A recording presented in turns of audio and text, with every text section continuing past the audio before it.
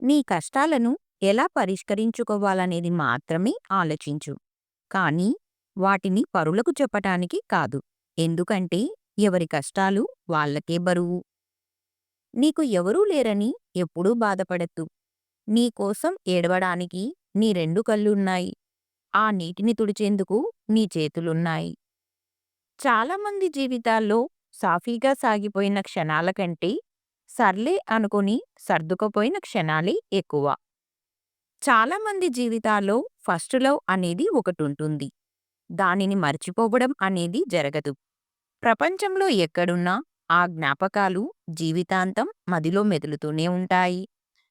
బంధంలో ఉండాల్సింది ఆధిపత్యం కాదు, అర్థం చేసుకునే గుణం. అప్పుడే బంధం బలపడుతుంది.